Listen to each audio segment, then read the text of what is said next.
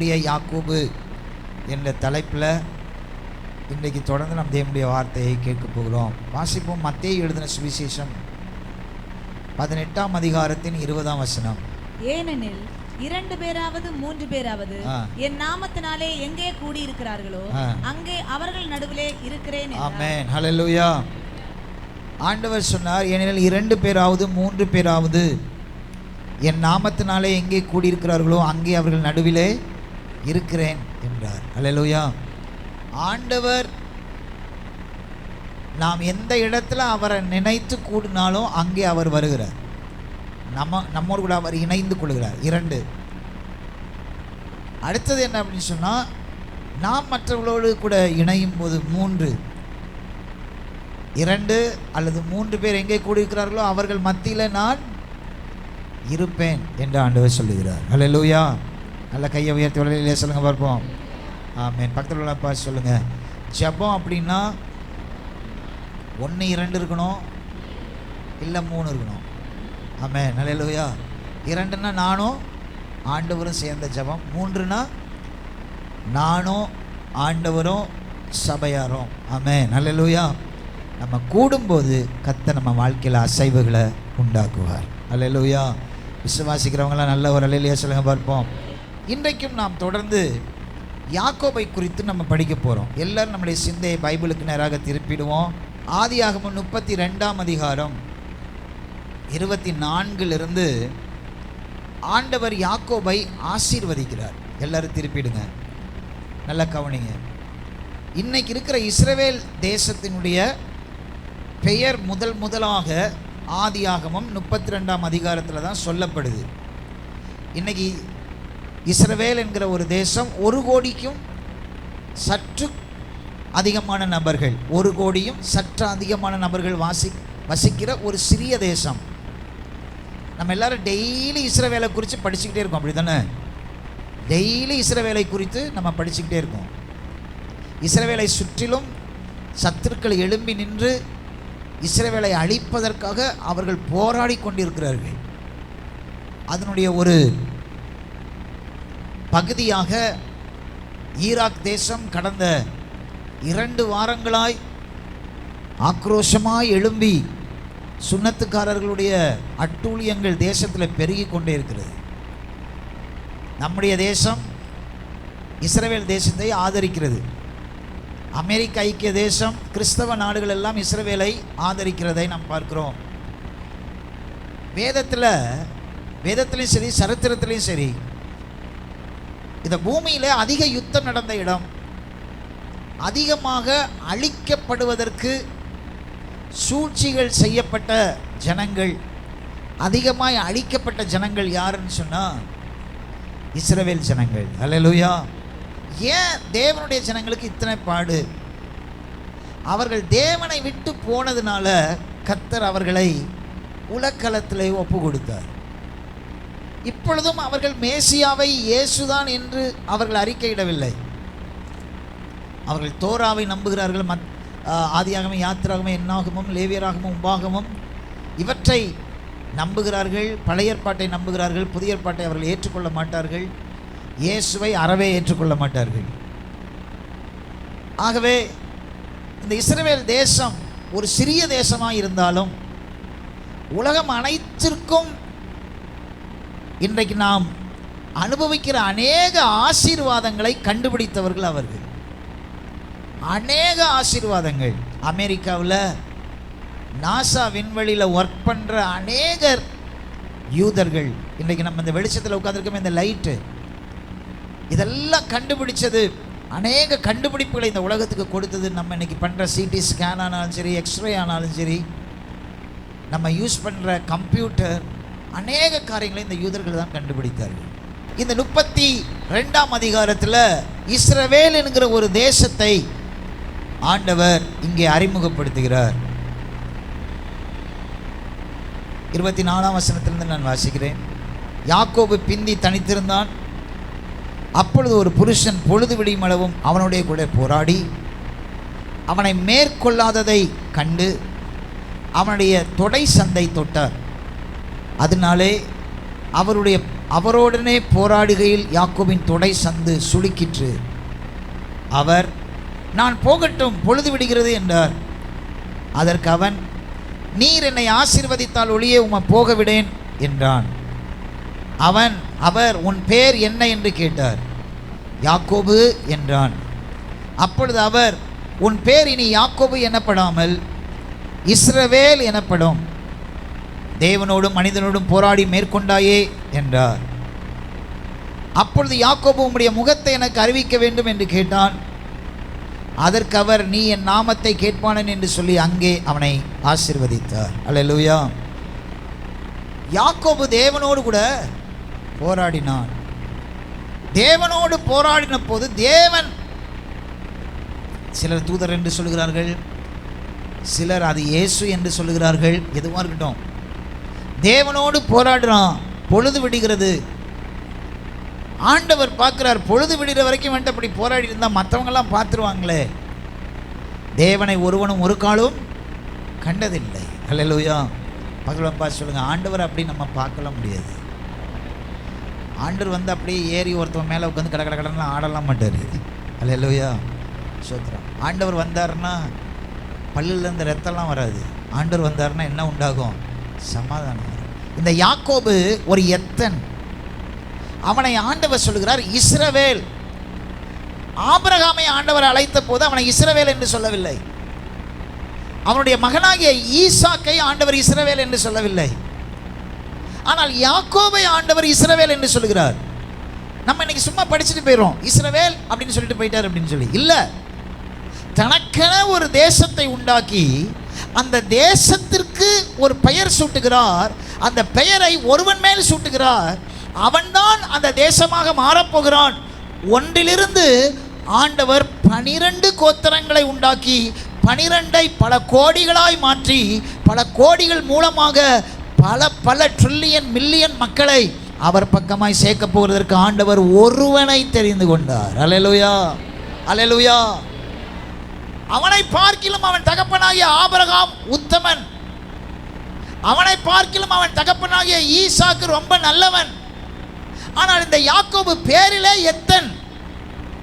யாக்கோபு என்று சொன்னால் திருடன், ஏமாற்றுக்காரன் என்ற அர்த்தம். அவனை ஆண்டவர் அழைத்து அவனை சொல்லுகிறார், நீ என் ஜனங்கள், என் ஜனங்களுடைய தேசத்தின் தலைவன் இஸ்ரவேல். நீ என்னோடு மனுஷனோடு போராடி என்ன பண்ணார்? மேற்கொண்டாய். ஹல்லேலூயா. God's prevails. ஆண்டவர் சொல்லுகிறார், உன்னிடத்தில் நான் ஜெயிக்கப்பட்டேன். நான் உன்னை ஆசீர்வதிக்கவே முடியாது. உன் புத்தி அப்படி, உன் இஷ்டத்துக்கு நீ செய்கிறவன். ஆனால் நீ போராடின பாரு, நான் உன்னை ஆசீர்வதிச்சிட்டேன். அது எப்படிப்பட்ட ஆசீர்வாதம்னா, நீ என் யசூரன், எனக்கே சொந்தமானவன். உன் பேர் இஸ்ரவேல். ஹல்லேலூயா. ஒரு அல்லேலூயா சொல்லுங்க பார்ப்போம். எவ்வளோ பெரிய ஆசீர்வாதம் தெரியுமா இது? ஆண்டவர் அவனுக்கு ஒரு பேர் வைக்கிறார். அவங்க அப்பா அம்மா அவனுக்கு என்ன பேர் வச்சாங்க? திருடன், ஏமாத்துறவன் பேர் வச்சாங்க. ஆனால் ஆண்டவர் அவனுக்கு பேர் வைக்கிறாரு இஸ்ரவேல், யசூரன், ஆசீர்வாதமானவன், இந்த பூமியிலேயே ஆசீர்வதிக்கப்பட்ட சந்ததியானவன். இவனுக்கு நிகராய் ஒருவரும் இருப்பதில்லை. ஹல்லேலூயா, ஹல்லேலூயா. ஒருவனும் உன்னை சபிக்க முடியாது, ஒருவனும் உன்னை மேற்கொள்ள முடியாது. 42 ஈராக் தேசம் வந்தாலும், இந்த உலகத்தில் உள்ள அத்தனை சுன்னத்துக்காரன் வந்து நின்னாலும் ஒன்றை அசைக்கவே முடியாது. அல்லேலூயா. ஒரு அல்லேலூயா சொல்லுங்க பார்ப்போம். என்ன பாலஸ்டைல் ஏவுகணைகளை விட்டாலும், என்ன நீ பூமியை மலையை குடைஞ்சு பூமிக்கு உள்ள கொண்டு போய் நியூக்ளியர்ஸை வச்சிருந்தாலும், இஸ்ரவேலை இல்லாமல் ஆக்குவேன்னு சொன்னவர்கள் இந்த சரித்திரத்தில் இல்லாமல் போனார்கள். ஹிட்லர் 6 லட்சம் யூதர்களை கொன்று குவித்தான். ஒரு பெரிய அறைக்குள்ள நூற்றுக்கணக்கான ஆயிரக்கணக்கான யூதர்களை உள்ள போட்டு விஷ வாய்வை திறந்து உள்ள விட்டுருவானோ, செத்து மடிவார்கள். லைனா நிற்க வச்சு ஒருவன் இன்னொருவனை சுட வேணும். அவன் சுட்டன துப்பாக்கி அங்கே கொடுக்கணும், அவன் இவனை சுடணும், மாறி மாறி சுடணும். இனத்தை அழிப்பேன், யூத இனம் இந்த பூமியில இருப்பதில்லை என்று சூளுரைத்தான். எத்தனையோ பேர் எழும்பினாங்க. பாலைவனம் சூறையாடி இஸ்ரவேல் தேசம், கானானியர்கள் குடியிருந்த அந்த இஸ்ரவேல் தேசத்தை பாலஸ்தீனர்கள் சூறையாடினார்கள், கெடுத்து போட்டார்கள். நன்மை என்பது அதில் இருக்காது என்பது போல ஆக்கிவிட்டார்கள். ஆனால் அவர்கள் திரும்பவும் அந்த இடத்துல கால் எடுத்து வைத்து இன்றைக்கு அந்த தேசம் உலகில் செழிப்பான தேசமாக இருக்கிறது. அல்லேலூயா. ஒரு அல்லேலூயா சொல்லுங்க பார்ப்போம். ஆமென். நீங்கள் கொடுக்குறீங்களே கொக்கோ கோலா, பெப்சி, அவங்க கண்டுபிடிச்சது தான். நீங்கள் ஏதாவது ஒன்றா சிடி ஸ்கேன் எடுத்து பார்க்குறீங்களே, உள்ளே என்ன இருக்குன்னு சொல்லி சிடி ஸ்கேன், அவங்க கண்டுபிடிச்சது. நீங்கள் யூஸ் பண்ணுற ஜெராக்ஸ் மிஷின், இன்றைக்கி நம்ம யூஸ் பண்ணுற கம்ப்யூட்டர், இன்றைக்கி நம்ம யூஸ் பண்ணுற கம்ப்யூட்டரில் போடுற எல்லா சிப்ஸு. ஆமென். அல்லேலூயா. கர்த்தர் ஒருவனை ஆசீர்வதித்தார்னா உலகமே பொறாமப்படும். ஆமென். அல்லேலூயா. உங்கள் மேலே பொறாமை வரும். உங்களை கண்டா பல்ல கடிப்பாங்க. உங்களை கண்டா சில பேருக்கு என்னவா வரும்? எரிச்சலாக வரும். ஏன்னா நீங்கள் யார்? இஸ்ரவேல். பக்கத்தில் பார்த்து சொல்லுங்கள், இஸ்ரவேல். இஸ்ரவேலை பார்த்தா அப்படி தான் இருக்கும். ஆமாம், உங்களை பார்த்து யாரும் பல்லு கடிக்கல, உங்களை பார்த்தா எதிரியாக பார்க்கலாம், நீங்கள் அவங்கள மாதிரி இருக்கிறீங்கன்னு அர்த்தம். நீங்கள் வேறு மாதிரி இருந்தீங்கன்னா கண்டிப்பாக உங்களை பிடிக்காது. நீங்கள் அவங்கள மாதிரியே இருக்கிறீங்கன்னா உங்களை அவங்களுக்கு பிடிக்கும். எனக்கு அப்படிலாம் இல்லை. ஃபஸ்ட்டு எல்லோரும் என்கிட்ட நல்லா பழகுறாங்க, யாரும் என்னை பல்ல கடிக்கல. நீ இந்த சர்ச்சுக்கு போய்ட்டா நீ விளங்காமல் போயிடுவா, இப்படிலாம் என்னை யாரும் சொன்னதே இல்லை அப்படின்னு சொன்னால் நீங்கள் அவர்களில் ஒருவராய் வாழ்கிறீங்க. என்னென்னா அவங்க வெத்தலை பாக்கு போடும்போது நீங்களும் என்ன பண்ணுறீங்க? வெத்தலை பாக்கு போடுறீங்க. அவங்க வயலில் உட்காந்து அடுத்தவங்கள பற்றி பேசும்போது நீங்களும் பேசுகிறீங்க. அவங்க செய்கிற எல்லாத்தையுமே நீங்கள் செய்கிறீங்கன்னு சொன்னால் உங்களை அவங்க வெறுக்கவே மாட்டாங்க. அப்படி தானே? ஆமாவா இல்லையா? ஆமாம். அவங்களுக்கு சுவிசேஷம் சொன்னால் அவங்க வெறுப்பாங்க. இயேசு நல்லவர்னு சொன்னால் வெறுப்பாங்க. ஏன்னா பொறுக்க முடியாது. ஆமென். அல்லேலூயா. யாக்கோபை ஆண்டவர் இஸ்ரவேல் என்று சொன்னார், பெயர் சூட்டினார். அவனை ஒரு தேசத்தின் தலைவனாக்கினார்.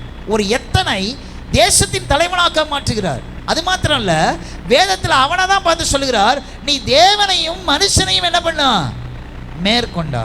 ஆமென். அல்லேலூயா. என்னையா யாக்கோபை இப்படியெல்லாம் ஆண்டவர் ஆசீர்வதிச்சிருக்கிறார். நேற்று உட்காந்து நான் அதை படிச்சுக்கிட்டு இருக்கும்போது எனக்கு ஆச்சரியமாக இருந்துச்சு. பல முறை படிச்சிருக்கிறேன். அப்போ நான் ஆண்டவர்கிட்ட கேட்டேன், ஆண்டவரே நீங்கள் ஏன் ஆபிரகாம இஸ்ரவேல்னு சொல்லலை? ஒன்னிலேருந்து ஒரு ஜாதி உருவாகும்னு சொன்னீங்க, ஒன்னிலேருந்து ஒரு ஜனம் உருவாகும்னு சொன்னீங்க, ஒன்னிலேருந்து ராஜாக்கள் உருவாருவார்கள்னு சொன்னீங்க. உன்னை சபிக்கிறவங்கள நான் சபிப்பேன், உன்னை ஆசீர்வதிக்கிறவங்கள நான் ஆசீர்வதிப்பேன். எல்லா ஆசீர்வாதமும் கொடுத்தீங்க. அதெல்லாம் ஈசாக்குள்ளே போச்சு. ஈசாக்கையும் நீங்கள் ஆசீர்வதிச்சிங்க. ஈசாக்கையாவது நீங்கள் சொல்லியிருக்கலாம், நீ இஸ்ரவேல். அதையும் சொல்லலை. ஈசாக்குடைய மனைவியாக ரெபேக்காள் ரொம்ப நாள் பிள்ளை இல்லாமல் இருக்கிறார். ஈசாக்கு ஜெபம் பண்ணுற, ஆண்டவரே இந்த மலட்டுத்தன்மையை மாற்றும். கர்த்தர் அவன் ஜெபத்தை கேட்டார். ஆமென். அல்லேலூயா. அவனுக்கு 2 பிள்ளைகளை கொடுக்குறார். அதில் ஒருத்தவனை தான் ஆண்டவர் இஸ்ரவேல்னு ஆசீர்வதிக்கிறார். அல்லேலூயா. ஆண்டவர் ஏன் யாக்கோபை இஸ்ரவேல்னு ஆசீர்வதித்தார்? எத்தனை பேருக்கு இந்த கேள்வி வந்திருக்கு? ஆபிரகாம் இருக்கும்போது, ஈசாக்கு இருக்கும்போது ஆண்டவர் ஏன் யாக்கோபை இஸ்ரவேல்னு ஆசீர்வதித்தார்? எத்தனை பேருக்கு இந்த எண்ணம் வந்திருக்கு? எங்கே வருது? நம்ம படித்தோமா, முடித்தோமா, மூடி வச்சுட்டு காப்பி போட போனோமா? அப்படி ஒரு கேள்வி வரணும். ஏன் ஆண்டவரே என்ன ஆசீர்வதிக்க மாட்டேங்கிறீங்க அப்படின்னு உங்களுக்கு ஒரு கேள்வி வருதா? ஏன் ஆண்டவரே நீண்ட நாள் அதுக்காக ஜெபம் பண்ணுறேன், எனக்கு என் ஜெபத்தை ஏன் கேட்க மாட்டேங்கிறீங்க? கேள்வி வருதா? ஏன் ஆண்டவரே இந்த வழியா என்ன நடத்துறீங்க? கேள்வி வருதா? அப்ப இந்த கேள்வி வரணும். இந்த கேள்வி வந்தா உங்க கேள்விக்கெல்லாம் பதில் இருக்கு. ஆமென். அல்லேலூயா. யாக்கோபை ஆண்டவரை இஸ்ரவேல்னு கூப்பிட்டீங்க. கவனிங்க, யாக்கோபை இஸ்ரவேல்னு கூப்பிட்டீங்க. ஏன் ஆபிரகாமை கூப்பிடல? ஏன் ஈசாக்க கூப்பிடல? நல்லா கவனிங்க. ஏன் யாக்கோபை கூப்பிட்டீங்க? ஆபிரகாம் விசுவாசத்தின் தகப்பன். ஈசாக்கு தன் தகப்பனுடைய விசுவாசத்தை காட்டிலும் மேல ஒருபடி போனவன். பஞ்ச காலத்துல விதைக்கிறதுக்கு அவனை நீ சொன்ன போது கண்ணை மூடிட்டு தண்ணி இல்லாத காட்டுக்குள்ள போய் விதைச்சான். விசுவாசத்துல தகப்பனையே மிஞ்சிட்டான். ஆபிரகாம் பிள்ளை இல்லை என்ற போது ஆகாரை தனக்கு மனைவியாக்கி ஒரு பிள்ளையை பெற்றுக்கிட்டான். ஆனா ஈசாக்கோ தன் மனைவி மலடியாய் இருக்கிறாள் என்பதனால் அவன் ஜெபித்து இரட்டத்தனையான ஆசீர்வாதத்தை பெற்றுக்கொண்டான். ஆபிரகாமை விட அவன் மகனாகிய ஈசாக்கு விசுவாசத்தில் 2 மடங்கு சிங்கம் போல இருந்தான்.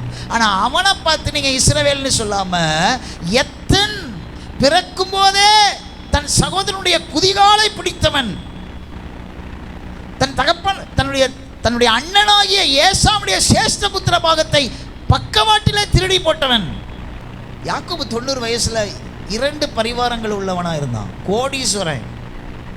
90 வயசுல ஆண்டவனை பார்த்து சொல்றாரு, நீ இஸ்ரவேல். அப்படி சொல்லும்போது அவன் ஆண்டியெல்லாம் இல்லை, ஆண்டவர் சொன்னதுக்கு அப்புறம் தான் அவன் ஆசீர்வாதமா ஆகணும்னு அவசியம். அவன் ஏற்கனவே பல கோடி சொத்துக்களுக்கு அவன் யாரு? தகப்பன். அவன் அல்லேலூயா. நல்லா கவனிங்க. மொத்தம் அவன் 147 வருஷம் உயிர் வாழ்றான். 90 வயசுல அவனை கர்த்தர் அவனை பார்த்து என்ன சொல்றாரு? நீ இஸ்ரவேல். அல்லேலூயா. அப்படின்னு சொன்னா நீ ஒரு தேசம் அப்படின்னு ஆண்டவர் அவனை பார்த்து சொல்றாரு. சரி, ஏன் அவனை சொன்னாரு அப்படின்னு நம்ம படிக்க போறோம். ஏன் நம்மளை இன்னும் சொல்லலை, நம்மளை இன்னும் ஏன் ஆண்டவர் ஆசீர்வதிக்கல? அப்ப நம்ம என்னவா செய்யணும்? இந்த யாக்கோபை போல அவர் நம்மளை பார்த்து இஸ்ரவேலேன்னு சொல்ற அளவுக்கு நம்ம மாறணும்னா என்ன செய்யணும்? அதை இன்னைக்கு காலையில் நம்ம பார்க்க போறோம். ஆதியாகமம் 25ஆம் அதிகாரம் 21ஆம் வசனத்தில் ஒரு சம்பவம் நடக்குது. ஈசாக்கின் மனைவி, அதாவது யாக்கோபுடைய அம்மா, இஸ்ரவேல்னு பேர் மாற்றிக்கப்பட்டிருக்கிற யாக்கோபுடைய அம்மா மனைவிக்காக ஈசாக்கு கர்த்தரை நோக்கி வேண்டுதல் செய்தான். கர்த்தர் அவன் வேண்டுதலை கேட்டருளினார். அவன் மனைவி ரெபேக்காள் கர்ப்பம் தரித்தாள். அல்லேலூயா. மனைவிக்காக யார் ஜெபம் பண்ணது? நீ ஜெபம் பண்ணுமா? நான் கொஞ்சம் அப்புறமே ஜெபம் பண்ணுறேன்னு சொல்லக்கூடாது. நீங்கள் தான் ஃபஸ்ட்டு ஜெபம் பண்ணணும். நீங்கள் ஏன் ஃபஸ்ட்டு ஜெபம் பண்ணணும் அப்படின்னா, நீங்கள் தான் அந்த வீட்டுடைய யார்? தலைவன். வசனம் சொல்கிறது, கிறிஸ்து சபைக்கு தலையாக இருக்கிறது போல நீங்களும் உங்கள் சொந்த குடும்பத்துக்கு தலையாக இருக்கிறீங்க. அல்லேலூயா. நீங்கள் தான் ஜெபம் பண்ணணும். எல்லா சபையிலையும் பாருங்கள், பெண்கள் தான் அதிகமாக இருக்கிறாங்க. எப்போ வீட்டில் ஜெபிக்கிறதுனால யார் தான் ஜெபிக்கிறது? அதனால தான் ஆசீர்வாதம் ஓவர்ஃப்ளோ ஆக மாட்டேங்குது. ஓவர்ஃப்ளோ எந்த செய்யணும்? தலை. ஈசாக்கு ஜெபம் பண்ணா, கர்த்தர் அவன் ஜெபத்தை என்ன பண்ணாரு? கேட்டார். அல்லேலூயா. அல்லேலூயா. ஆபிரகாம் விசுவாசித்தான், அது தேவனுக்கு என்னவா எண்ணப்பட்டது? நீதியா எண்ணப்பட்டது. சாராள் என்ன செஞ்சா? பக்கவாட்டில் ஷார்ட்கட்டு தேடினா. ஆனா நீங்க ஆபிரகாமை பாருங்க, கர்த்தரை தேடினா. ஈசாக்க பாருங்க, கர்த்தரை தேடினா.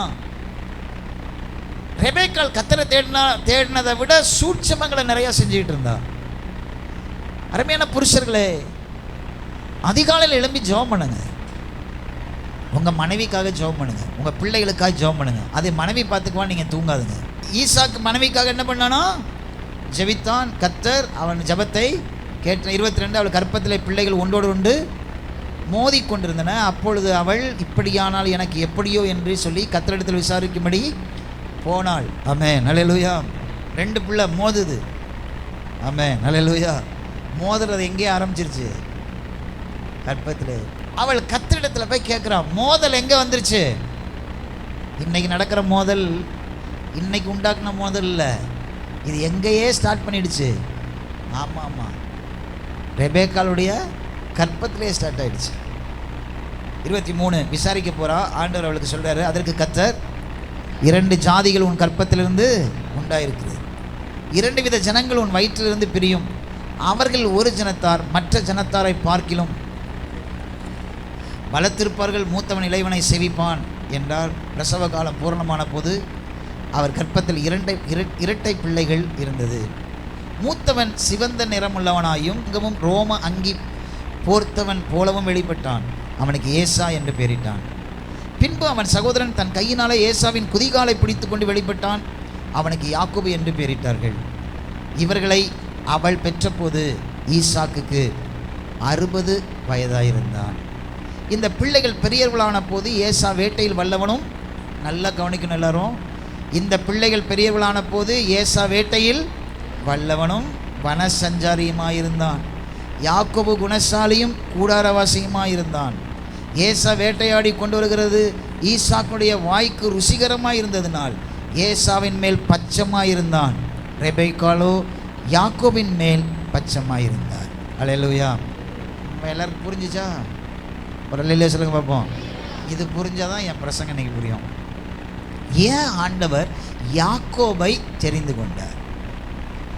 சனிக்கிழமை காலையில் உபவாச ஜெபத்தில் ஒரு பிரசங்கம் பண்ணியிருக்கேன், அது ஆன்லைனில் இருக்குது, நீங்கள் எல்லாருமே கண்டிப்பாக கேட்கணும். பிரித்தாலும் தேவன் ஒரு பிரிவை உண்டாக்குகிறார். 6ஆம் அதிகாரத்தில் ஒரு பிரிவை உண்டாக்குகிறார். நல்ல கவனிங்க. அந்த பிரிவு எங்க அங்கே எப்படி சொல்லப்படுகிறது? தேவ குமாரர்கள், மனுஷ குமாரத்திகள். 11ஆம் அதிகாரத்தில் வரும்போது அந்த பிரிவு 6ஆம் அதிகாரத்தில் ஒரு பிரிவு வருது பாருங்க. அந்த தேவகுமாரர்கள் என்பவர்கள் சேத்துடைய சந்ததி, மனுஷகுமாரத்திகள் என்பது காயினுடைய சந்ததி. இந்த காயினுடைய சந்ததி சேத்துடைய சந்ததியை அட்ராக்ட் பண்ணுறதா இருந்துச்சு. இந்த உலகம் அட்ராக்ட் பண்ணுறது. ஸோ ஆண்டவர் உலகத்தை முற்றிலும் அழிச்சிட்டார், 2 சந்ததியும் அழிச்சிட்டார். ஒருத்தவனை ஆண்டவர் தேர்ந்தெடுக்கிறார். அவன் பேர் என்ன? நோவா. சொல்லுங்க பார்ப்போம். 11ஆம் அதிகாரம் வரும்போது திரும்பவும் பூமியானது என்ன பண்ணுது? சீர்கெட்டு போயிடுது, சீரழிஞ்சு போயிடுது. நோவா காலத்துக்கு பிறகு கர்த்தர் நோவாவுடைய பிள்ளைகளை ஆசீர்வதிக்கிறார். நோவாக்கு எத்தனை பிள்ளைங்க இருந்தாங்க? 3 பிள்ளைகள். என்னெல்லாம்? Same, com, யாபேத். எல்லாரும் சொல்லுங்க. சேம் மூத்தவன், இளைவன் யாரு? காம். 3வது உள்ளவன் யாபேத். காம் சபிக்கப்பட்டு போனான். ஏன் காம் சபிக்கப்பட்டு போனானா? அவன் தன் தகப்பனின் நிர்வாணத்தை போய் என்ன பண்ணான்? வெளியில் பேசினான். ஜலப்பிரளயத்தில் பூமி முழுவதும் அழிஞ்சு போயிடுச்சு. ஆண்டவர் நோவாவையும் அவன் பிள்ளைகளையும் நினைத்தருளினார். பேழையை விட்டு வெளியில் வந்தாங்க. திரும்பவுமாக பூமி தன் பலனை கொடுக்க ஆரம்பித்தது. தேவன் நோவாட்ட ஒரு உடன்படிக்கை பண்ணுறார். இனிமேல் இந்த பூமியை தண்ணீரால் என்ன பண்ண மாட்டேன், அழிக்க மாட்டேன். பக்கத்தில் பார்த்து சொல்லுங்க, ஆண்டவர் இனிமே தண்ணினால் பூமியை அழிக்க மாட்டார். ஆமென், ஹல்லேலூயா. அவர்கள் பூமியை பயிரிடுகிறார்கள். திராட்சையை பயிரிடுகிறார்கள். திராட்சையிலிருந்து வருகிற திராட்சை ரசத்தை நோவா வீட்டில் களையத்தில் ஊற்றி, துருத்தியில் ஊற்றி வச்சிருக்கிறாங்க. ஒரு சிலர் சொல்கிறாங்க நோவா குடிப்பழக்கம் உள்ளவன்னு சொல்கிறாங்க. இன்னொரு சாரார் சொல்கிறாங்க நோவா எப்பயும் போல தான் குடித்தான், ஆனால் அதில் என்ன இருந்துச்சு? ஃபர்மெண்டேஷன் கலந்துருந்ததுனால, அதில் ஈஸ்ட் உண்டாயிருந்ததுனால அது போதையாக மாறிடுச்சு. எதுவாக இருந்தால் நமக்கு என்ன? நோவாவை பார்க்கிலும் பெரியவர் நமக்குள்ளே வாசம் பண்ணுகிறார். அல்லேலூயா. நோவா என்ன பண்ணால் நமக்கு என்ன? நம்ம ஆண்டவர் அப்படிலாம் இல்லை, அதை தான் நம்ம பார்க்கணும். அல்லேலூயா. ஒரு அல்லேலூயா சொல்லுங்க. அப்போ நோவா திராட்சை ரசத்தை அதிகமாய் குடிக்கிறான். அவன் போதை உள்ளவனாய் வஸ்திரம் விலகி கூடாரத்தில் படுத்திருக்கிறான். எங்கே படுத்திருக்கிறான்? இதை கூடாரத்துக்கு ஓடி வர்றான் 2வது மகன் காம். வந்து பார்த்தோன்னா அப்பாவுடைய உடையெல்லாம் கலண்டு நிர்வாணமாக படுத்திருக்கிறான். ஓடி போய் அந்த தோட்டத்தில் வேலை பார்க்குற அண்ணன்கள்ட்டெல்லாம் போய் சொல்கிறான், நம்ம அப்பா குடிச்சு வெறிச்சு படுத்துக்கிட்டு இருக்கிறாரு, வாங்க அப்படின்னு சொல்லி. இப்போ சேமும் யாபேத்தும் வேகமாக வந்து தகப்பனுடைய நிர்வாணத்தை பின்னாடியே போய் ஆடையை போட்டு மறைச்சிடுறாங்க. முழிச்சு எழும்பின உடனே நோவா காமை சபிக்கவில்லை, காமின் சந்ததியை சபிக்கிறான். ஆமென், அல்லேலூயா. அல்லேலூயா சொல்லுங்க பார்ப்போம். இதில் ஒரு ரகசியம் இருக்கு. ஆதியாகமம் 3ஆம் அதிகாரம் 15ஆம் வசனத்தை வாசிங்க. ஆதியாகமம் 3ஆம் அதிகாரம் 15ஆம் வசனம். உனக்கும் ஸ்திரீக்கும், உனக்கும் ஸ்திரீக்கும், உன் வித்துக்கும் அவள் வித்துக்கும், உன் வித்துக்கும் அவள் வித்துக்கும் பகை உண்டாக்குவேன், பகை உண்டாக்குவேன். அவர் உன் தலையை நசுக்குவார். அவர் அண்டர்லைன் பண்ணுங்க, அண்டர்லைன் பண்ணாதவங்க. அவர் அப்படின்னு ஒரு வார்த்தை இருக்கும், அதை அண்டர்லைன் பண்ணுங்க. அவர் உன் தலையை நசுக்குவார், நீ அவருடைய குதிகாலை நசுக்குவாய். இது யாரை குறித்து சொல்லப்பட்டிருக்குன்னா, இயேசு கிறிஸ்துவை குறித்து சொல்லப்பட்டிருக்கு. ரட்சிப்பை அருளும் உறவு அப்படின்னு ஒன்று பேசியிருப்பேன். அந்த செய்தியில் இதை குறித்து நான் கொஞ்சம் விலவரியாக பேசியிருப்பார்.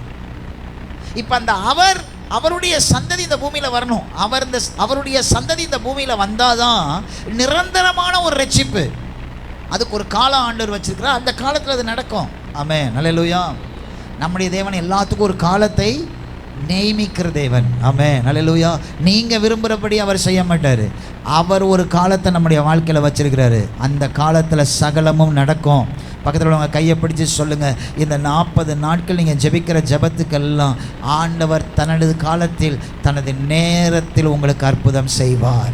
நல்லா சொல்லுங்கள், மூஞ்ச பார்த்து, அவர் காலத்தில் அற்புதம் செய்வார். In his time. Amen, hallelujah, hallelujah. அவருடைய நேரம் வர்ற வரைக்கும் நம்ம என்னவா இருக்கணும்? பொறுமையாக இருக்கணும். திருட்டுத்தனம் பண்ணக்கூடாது. சில பேர் இயேசுவை அறிந்து கொள்ளும்போது நல்ல பக்தி வைராக்கியமாக இருப்பாங்க. காலம் போக போக போக ஊரில் செஞ்ச எல்லா திருட்டுத்தனமும் திரும்ப வந்துடும். பிசாசு உள்ளே வந்து குடி பூந்துருவான். ஒவ்வொரு நாளும் அவருடைய தருணத்திற்காய் காத்திருக்கணும். இப்போ நோவா என்ன பண்ணிட்டான்? சபிச்சிட்டான். ஒரு சந்ததி க்ளோஸ். அதில் யார் வரப்போகிறதில்ல. ஆதியாகமம் 3:15 சொல்ல போட அவர் வரப்போவது இல்லை. அல்லேலூயா, ஸ்தோத்திரம். மீதி எத்தனை இருக்கு? 2 இருக்கு. இப்போ நீங்கள் வாசிப்போம். திருப்பிக் கொள்ளுங்க. 10ஆம் அதிகாரத்துக்கு வாங்க. ஆதியாகமம் 10ஆம் அதிகாரம். 10ஆம் அதிகாரத்தில் யாருடைய வம்ச வரலாறு ஆரம்பிக்குது? நோவாவின் குமாரனாகிய சேம், காம், யாபேத் என்பவர்களுடைய வம்ச வரலாறு. இப்போ பாருங்க 2ஆம் வசனம்.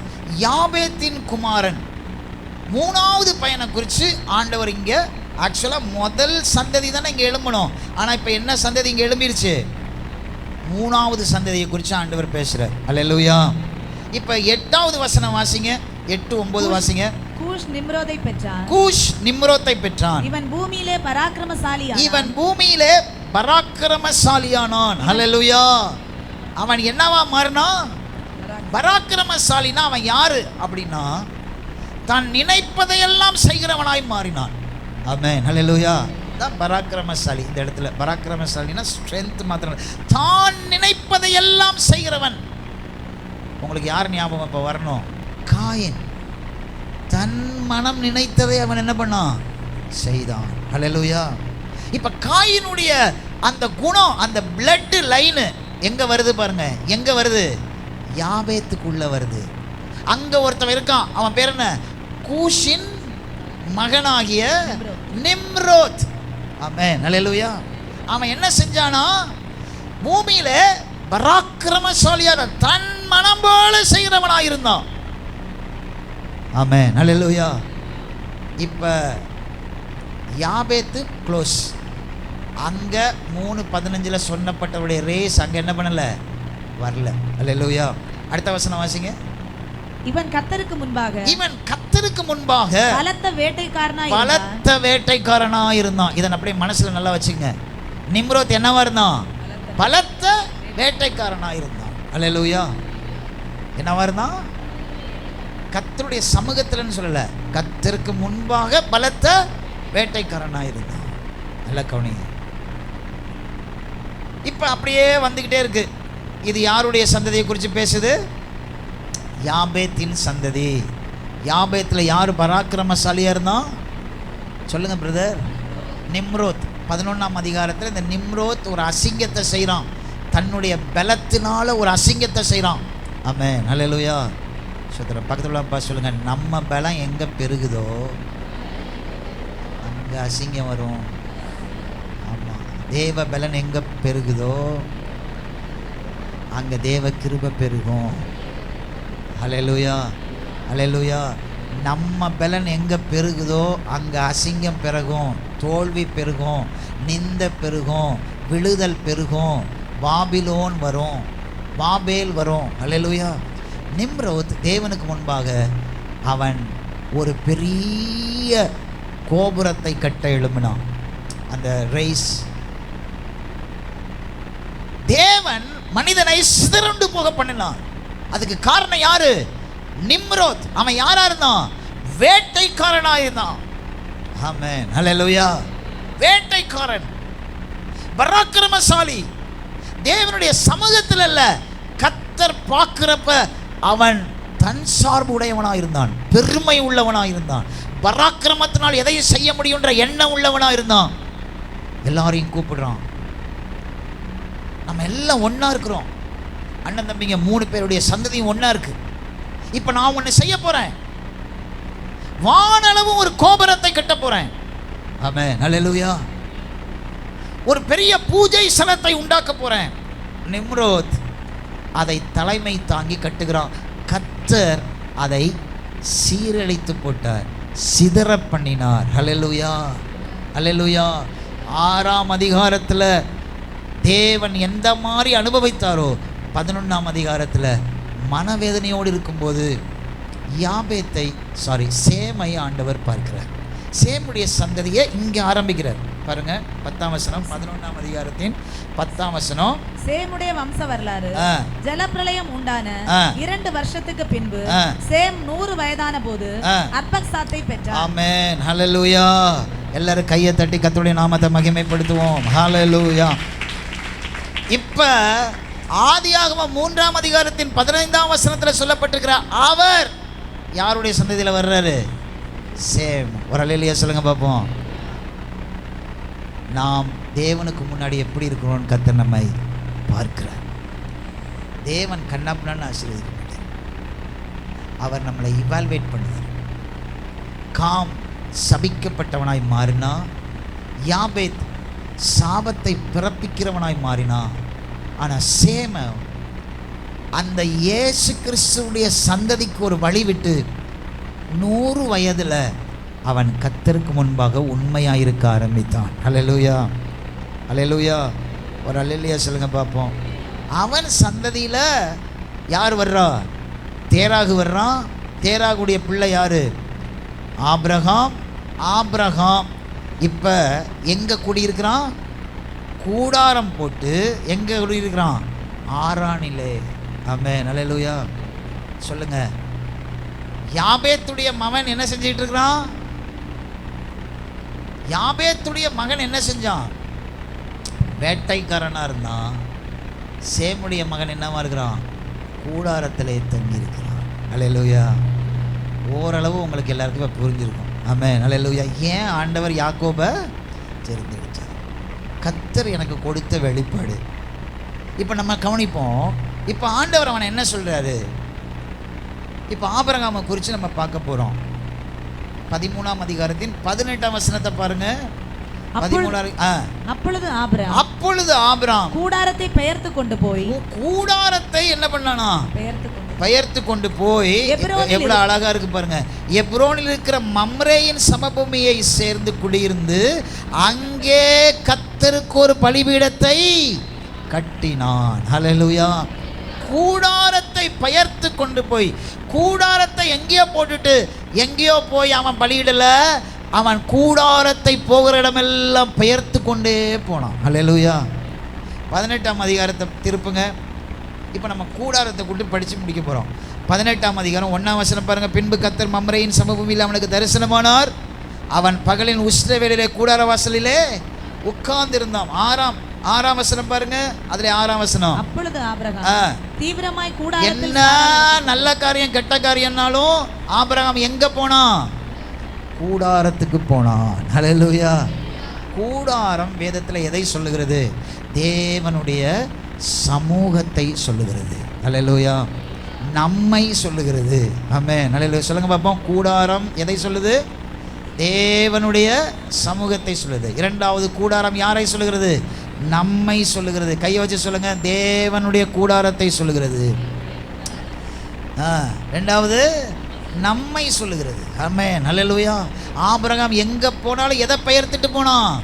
கூடாரத்தை பெயர்த்து கொண்டு போனான். ஆமென், ஹல்லேலூயா. இப்ப பாருங்க, நல்லதுனாலும் ஆபிரகாம் எங்க ஓடினான்? கூடாரத்துக்கு ஓடினான். கெட்டதுனாலும் எங்க ஓடினான்? கூடாரத்துக்கு ஓடினான். 10ஆம் வசனம் வாசிங்க. அப்பொழுது 18:10 அப்பொழுது அவர் ஒரு உற்பவ கால திட்டத்தில் நிச்சயமாய் உன்னிடத்திற்கு திரும்ப வருவேன், அப்பொழுது உன் மனைவியாகிய சாராளுக்கு ஒரு குமாரன் இருப்பான் என்றார். சாராள் அவருக்கு பின்புறமாய் கூடார வாசல்ல அதை என்ன பண்ணிட்டு இருந்தாலும் கேட்டுக்கொண்டிருந்தார். தேவன் பேசுகிறதை அவர்கள் எங்கிருந்து கேட்டாங்க? கூடாரத்திலிருந்து கேட்டார்கள். ஹல்லேலூயா. கையை உயர்த்தி ஒரு அல்லேலூயா சொல்லுங்க பாப்போம். ஆமென். ஹல்லேலூயா. ஸ்தோத்திரம். இப்ப ஆபிரகாமுடைய வாழ்க்கை முழுவதும் எங்கேயே கடந்துகிட்டு இருந்துச்சு? கூடாரம். அவன் உலாவினது எங்க? எல்லாரும் வாயை திறந்து சொல்லுங்க. நல்ல காரியம்னாலும் அவன் எங்க இருந்தான்? கெட்ட காரியம்னா அவன் எங்க இருந்தான்? தேவனுடைய வார்த்தையை எங்கிருந்து கேட்டான்? கூடாரத்திலிருந்து. சத்தமா சொல்லுங்க, எங்கிருந்து கேட்டான்? கூடாரத்திலிருந்து கேட்டான். இன்னும் கொஞ்சம் கூடாரத்தை குறித்து அதிகமாக படிக்கலாமா? எபிரேயர் 11ஆம் அதிகாரத்தில் 8ஆம் 9ஆம் வசனம் வாசிங்க. எபிரேயர் 11:8-9. விசுவாசத்தினாலே ஆபிரகாம் தான் சுதந்திரமாக பெறப்போகிற இடத்திற்கு போகும்படி அழைக்கப்பட்ட போது கீழ்ப்படிந்து தான் போகும் இடம் என்னதென்று அறியாமல் புறப்பட்டு போனான். விசுவாசத்தினாலே அவன் வாக்குத்தத்தம் பண்ணப்பட்ட தேசத்திலே பரதேசியை போல சஞ்சரித்து அந்த வாக்குத்தத்தத்திற்கு உடன் சுதந்திரராகிய ஈசாக்கோடும் யாக்கோபோடும் கூடாரங்களிலே குடியிருந்தான். நல்ல கவனிங்க. ஆபிரகாம் மாத்திரம் இல்ல, அவன் யாரோடு ஆபிரகாம் குடியிருந்தான்? கூடாரத்துல ஈசாக்கோடு யாக்கோபோடு. கூடாரத்துல இப்ப யாரெல்லாம் இருக்கிறது? ஈசாக்கு, யாக்கோபு. சரி, ஏசா எங்க இருக்கான்? வனத்தில் இருக்கிறான். ஏசா என்ன செய்யறான்? வேட்டையாடுறான். ஆமென். அல்லேலூயா. இவன் யாருடைய சந்ததியா மாறி போனான்? யாபேத்தின் சந்ததி. அல்லேலூயா. ஏசாக்குள்ள என்ன ரத்தம் வாசனை அடிச்சிச்சு?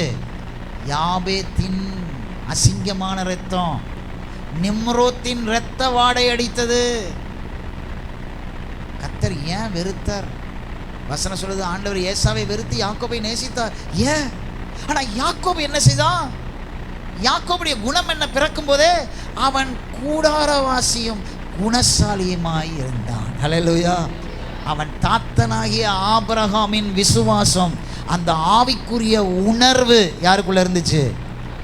அதனாலதான் ஆண்டவர் யாக்கோபை தெரிந்து கொண்டு அவன் சந்ததியில இயேசுவை பிறக்க செய்கிறார். ஒரு அல்லேலூயா சொல்லுங்க பாப்போம். கூடாரத்துல வாழணும். ஏன் யாக்கோபை ஆண்டவருக்கு பிடிச்சிச்சு? ஏன் ஒரு எத்தனை பேர் இருந்தாலும் யாக்கோபு ஆண்டவர் இஸ்ரவேல்னு அழைச்சாரு? சில நேரத்தில் நம்ம நினைப்போம், ஆண்டவரே நோவாவுடைய முதல் மகனை தானே நீங்க ஆசீர்வதித்தீங்க, அப்ப நீங்க ஏசாவை தானே ஆசீர்வதிக்கணும், ஏன் யாக்கோபை ஆசீர்வதித்தீங்க?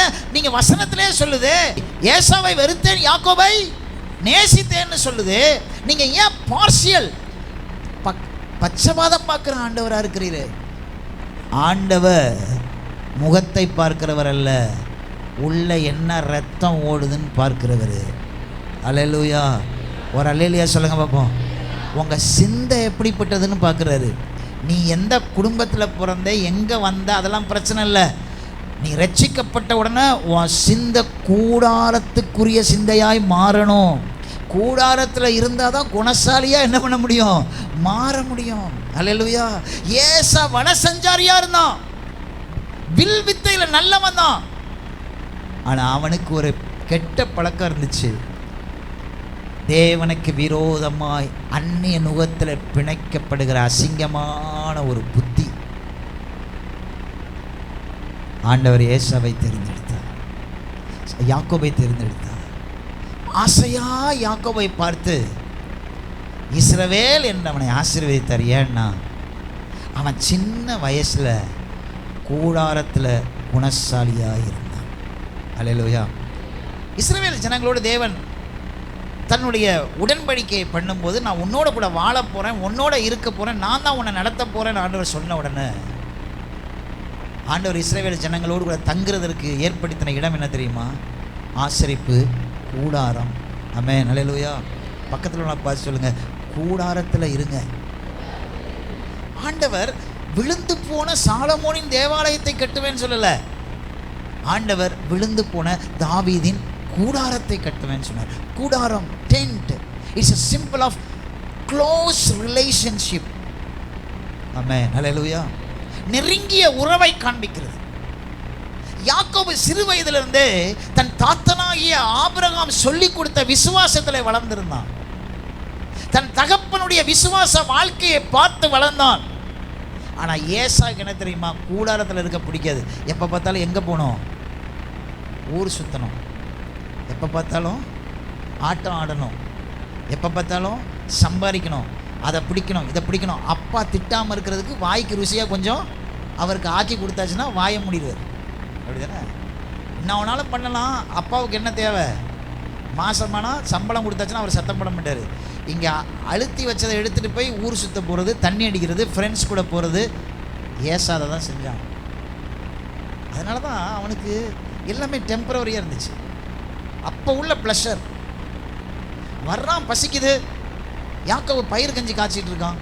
எனக்கு கொஞ்சம் கொடுறா, உன் சேஷ்டபுத்திர பாகத்தை தரியா? நான் தரேன். என்னால் சேஷ்டபுத்திர பாகம், என் ஜீவனே போகுது. சில பேருக்கு என்ன தெரியுமா? வெத்தலை போக்கில் பாக்கு போடலைன்னா ஜீவனே போயிடும். கொஞ்சம் தண்ணி அடிக்கலைன்னா ஜீவனே போயிடும். ஊருக்கு ஒத்தது மாதிரி வாழலைன்னா ஜீவனே என்ன. அவங்களாம் அப்படி நினச்சிடுவாங்க. ஏசாவுக்கு தற்காலிகத்தின் மேல் ஈர்ப்பு.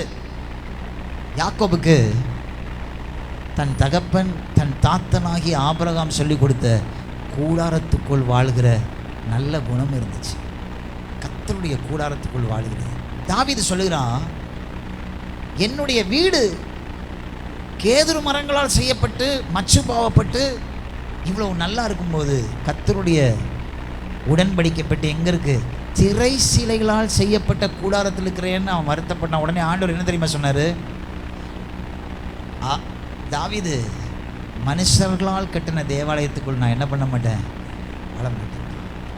எனக்கு என்ன தான் வேணும்? டென்ட். என் மக என் பக்கத்தில் இருக்கணும். அதனால தான் ஆண்டவர் ஆசரிப்பு கூடாரத்தை டிசைன் பண்ணும்போது பிரகாரம் பெருசாக இருந்துச்சு. பரிசுத்த ஸ்தலம் ஓரளவு பெருசாக இருந்துச்சு. மகா பரிசுத்த ஸ்தலம் மிகவும் குறுகின இடமா இருந்துச்சு. அது இருளாக இருந்துச்சு. அங்கே உடன்படிக்கை பெட்டி இருந்தது. அதன் மேல் கிருபாசனம் இருந்தது. கிருபாசனத்தின் மேல் 2 கேருபீன்கள் நின்றது. அதன் நடுவிலிருந்து அவர் பேசுவார். நெருக்கம், உறவு அவர் விரும்புகிறார். வாய்க்கு ருசியாக பண்ணுறதுனாலையோ, நீ கொடுக்குற காணிக்கையினாலேயோ, நீங்கள் செய்கிற சடங்குகள் மூலமாகவோ ஆண்டவர் விரும்பலை. அவரோடு எவ்வளவு நெருக்கமாக இருக்கிறோமோ அவ்வளவாய் நம்மேல் பிரியமுள்ளவராக இருக்கிறார். யாக்கோபு அந்த நெருக்கத்தை சிறு வயதிலேருந்தே படித்திருந்தான். அல்லேலூயா. அந்த நெருக்கத்தை படிச்சு. இப்போ புரியுதா உங்களுக்கு ஏன் ஆண்டவர் யாக்கோபை என்ன பண்ணார்? நேசித்தார், ஏசாவை வெறுத்தார். ஆண்டவரோட நெருங்குங்க வாலிபர்களே.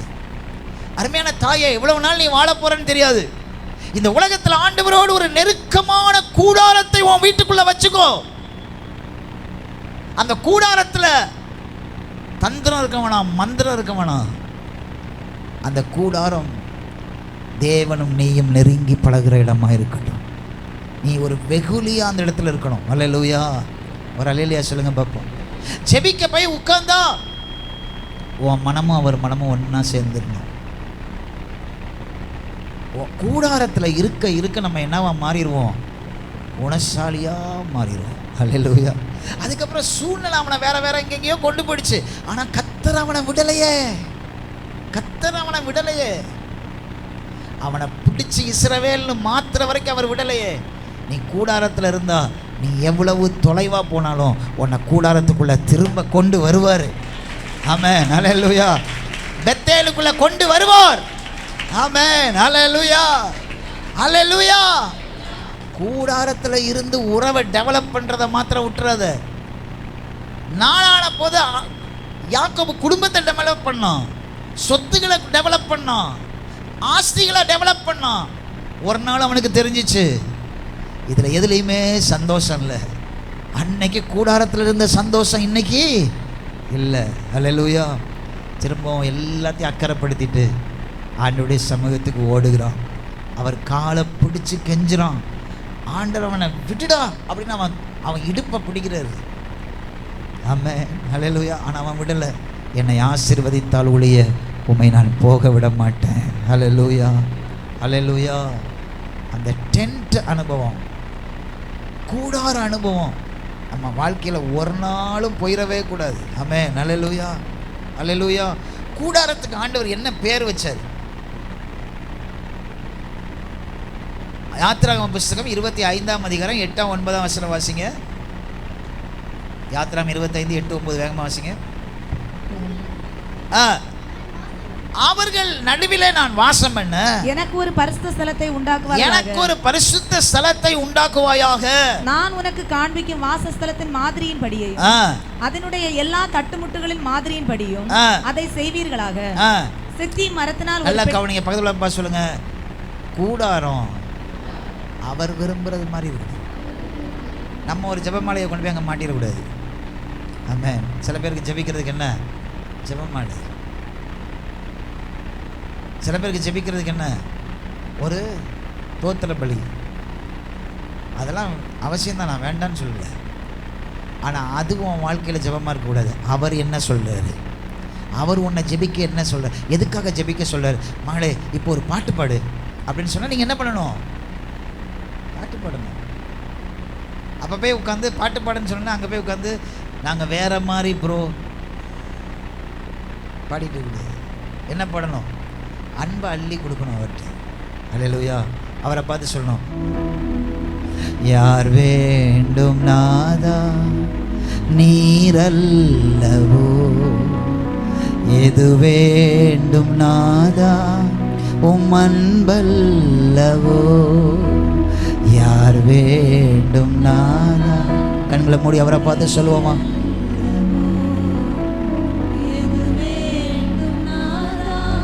உம் அன்பல்லவோ, பாலான லோகம் வேண்டாமையா, பாலான லோகம் வேண்டாமையா, வீணான வாழ்வை வெறுத்தேனையா, யார் வேண்டும் நாதா நீரல். வலது கையை நெஞ்சு மேல வச்சு சொல்லுங்க,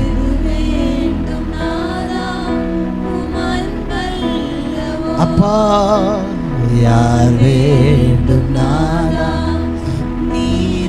இந்த 26வது நாள் ஆண்டவரை பார்த்து சொல்லுங்க, நாதா உம் அன்பல்ல. அவருடைய வாசனை அடிக்கணும். ஆமென். அல்லேலூயா. ஒரு அல்லேலூயா சொல்லுங்க பாப்போம். கூடாரத்தில் அவருடைய வாசனை அடிக்கணும். ஜெப நேரம் வந்தாச்சுன்னா நீங்களும் அவரும் சேர்ந்து உலாவணும். ஏனோக்கை போல, அல்லேலூயா, நோவாவை போல, ஆபிரகாமை போல. ஆபிரகாமுடைய கூடாரத்துக்குள்ள விசுவாசம் குறையும் போது ஆண்டவர் ஆபிரகாமின் கையை பிடிப்பார். Abraham, what happened? என்னாச்சு? I'm so frustrated God. நான் ரொம்ப சோர்ந்து போயிட்டேன். Why? What happened? Next month I'm going to celebrate my birthday. It's going to be 99 years. 99 வருஷம் ஆயிடுச்சு. உடனே ஆண்டவர் சொல்றார், come on, வா வெளியே போகலாம், ஜாலியாக நடந்து வெளியே போகலாம்.